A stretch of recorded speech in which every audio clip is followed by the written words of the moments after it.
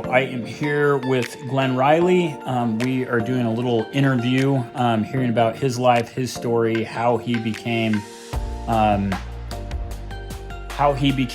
where he's at. So anyway, we'll just ask Glenn a couple of questions and see if there's different advice that we can have, what we can learn both financially, tips that he learned maybe from his upgrowing, tips that he learned through very financial difficulties.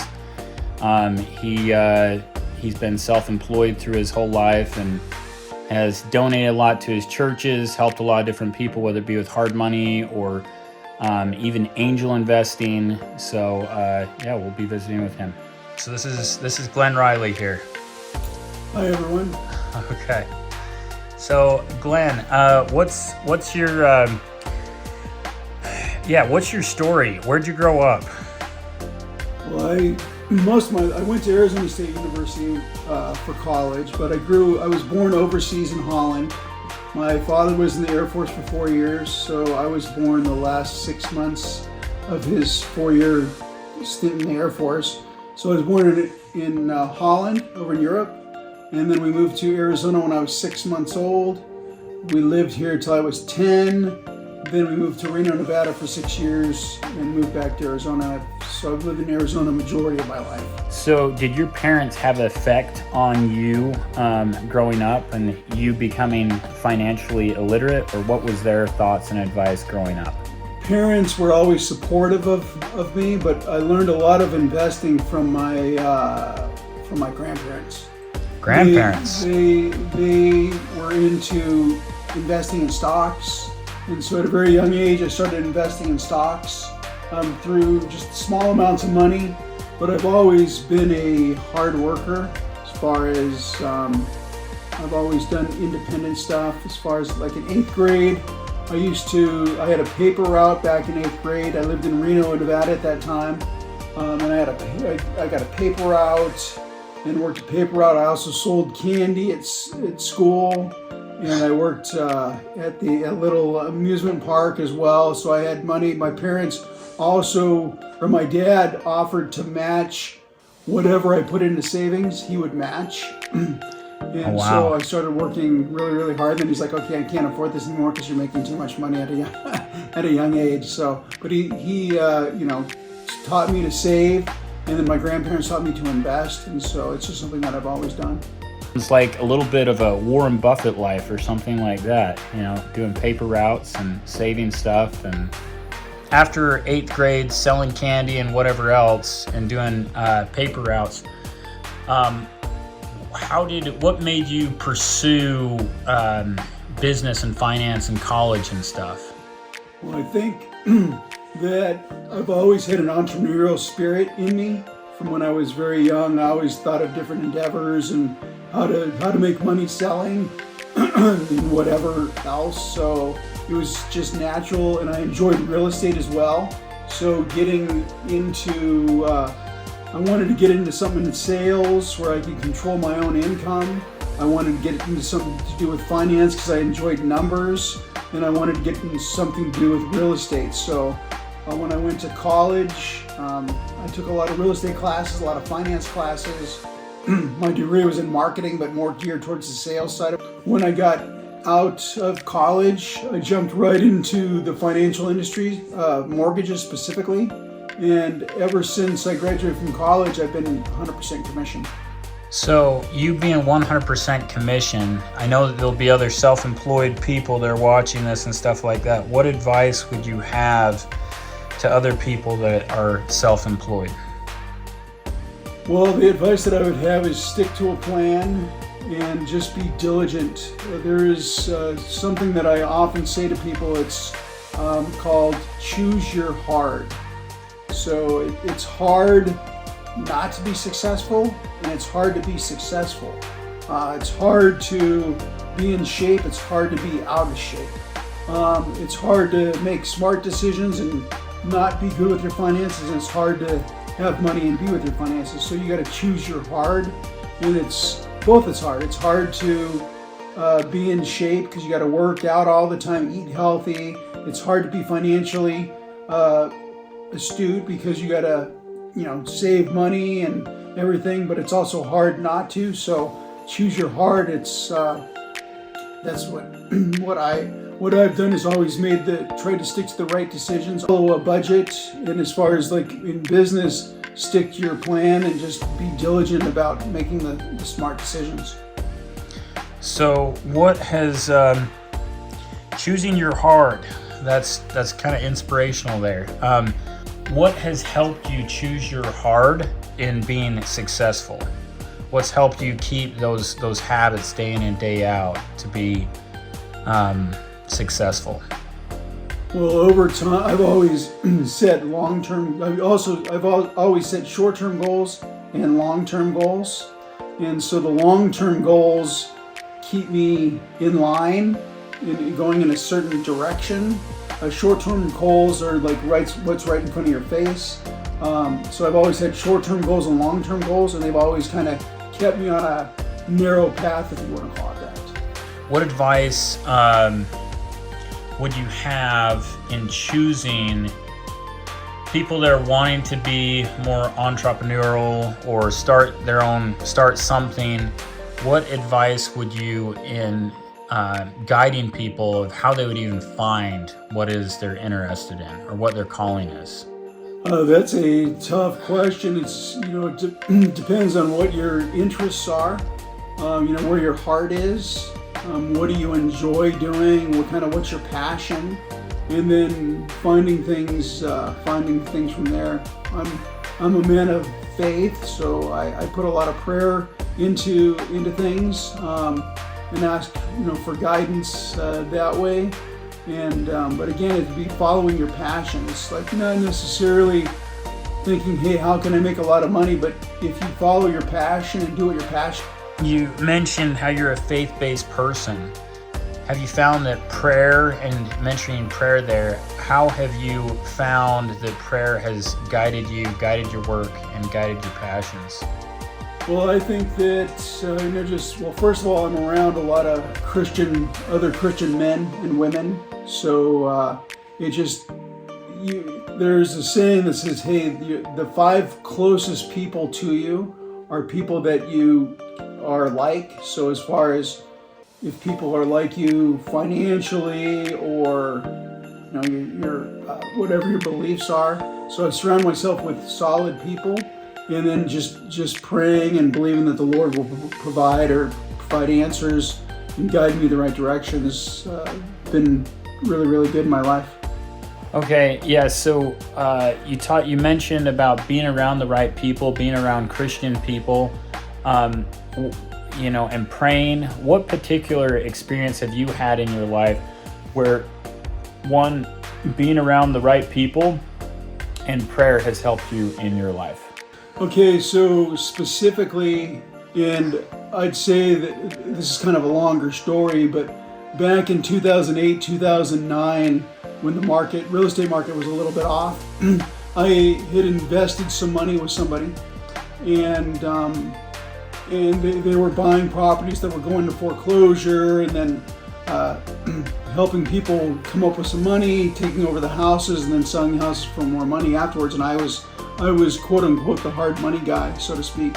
Of course, faith is part of my life, and so I pray all the time. But and eventually things work out for good, typically. So what happened is I lent somebody some money, and they knocked on the door to this gentleman's house. They took over his house. Basically, when the deal was done, the market crashed. The gentleman that I lent money to still owed me a bunch of money. So instead of giving me the money back, he gave me some houses that he had. Long story short, the previous owner of one of the houses sued me. He had a drug problem. He sued me. His attorney was pro bono, did it for free. My attorney was charging $400 an hour. So it was kind of a nightmare. This house that I got was located across the street from a trailer park and back to a restaurant. And I was like, how am I ever going to get out of this deal? And so I was praying to God to say, hey, show me a way to get out of here. Well, long story short, I won the court case after spending about $20,000 in legal fees. But I get a letter in the mail, and it says, "Hey, I have someone that's interested in purchasing your property." At the time, I got an opportunity to buy some stock that I was going to buy, but I wasn't sure. I got an offer to buy some private stock, and I wasn't sure how much will come to. And I didn't want to ask because I didn't want to be embarrassed to say, "Hey, are we talking $10,000? Are we talking $100,000?" So at the same time that I'm getting that opportunity, I get this letter in the mail, and I thought it was a real estate agent just prospecting for business. So what happened is I put the letter away, and I didn't think about it. And then a month later, I get another letter from the same guy. I put it away thinking he's prospecting. Next month, I get another letter. Well, I take it to my office. I put it up in my credenza up above. And then about a week later, I'm going through and I was like, well, maybe I should call this guy. So I call him, and I said, "Hey, I got your letter. Are you just prospecting for business, or do you actually have somebody?" Because I've gotten nowadays people call you all the time, but hey, it's actually a real deal. I got somebody that's interested in the property. And I was like, well, they're going to have to pay your commission because I'm not interested in, I'm not selling, but if you want to buy, he can pay your commission. He's like, oh yeah, my guy will pay my commission. And I go, well, who is it? And it happened to be the guy that owned the restaurant that my house backed to. And he needed the lot for more parking. So I said, okay, well, great. And he said, well, it's subject to him getting approved through the city to make it a parking lot. We'll call you back. Well, he called me back 30 days later and says, okay, we're done. We're ready to close. So I was like, oh my gosh, this is an answer to prayer. Well, the long story longer, I guess, would be because of that situation, I wasn't able to, when I filed my tax return, accrue all the losses because of different accounting things. So I had these accrued losses because of everything that had gone through, that when I sold the property, I was able to catch everything up, and I got a pretty substantial tax refund because of all the carry forwards I had. And that amount of money that I got for a tax refund was equal to the amount of stock that I was purchasing. And on top of that, I was able to buy the stock, and the stock has more than gone up 500%. Oh, wow. Wow. So that is just one example how God was faithful in putting me through. I learned a lot through that trial, and I don't know that I'd want to necessarily go through it again, but I wouldn't give it up for anything because I learned a lot of stuff during that period of time. And like I said, financially it worked out because that stock that I bought is now worth in excess of $1 million. Yeah, that's quite an experience. What kept you from just giving up on the properties yourself and holding on for this experience so that you could invest in this company and now have that 500% return? Yeah, it was definitely tough. It was during those periods because I actually got two houses. One wasn't as bad as the other, but this one, the house in particular, the one that was across from the trailer park back to the restaurant, it took a lot of patience and prayer to stick through it because I owned the home for several years. I ended up fixing up the property and having someone move in and rent it that lived over in the trailer park, so they moved in. So, and then the rent, I just got a little bit of money coming in. So it was one of those things where I was praying, and then I was looking at the road for long-term goals and so forth, and I knew that I didn't ever want to give up. But I was like, how is this ever going to work out for good? And like I said from the story, is like it worked out amazing. It all happened. I learned a lot of lessons. It was a lot of trials and tribulations during the period of time. But when you look back on it, you can see exactly where God's hands were in the throughout the whole thing. And like I said, it worked out financially phenomenal. What would you say? You mentioned God and church and stuff like that. What is your opinion on whether it be tithing or supporting nonprofits or donating? What would you say your advice and opinion is? Because there's been a lot of horror stories where the church doesn't do right or something like that, or anyway, what advice would you have there? and what percent and stuff? Well, I believe that God is very faithful, and that everything that we earn is God's money.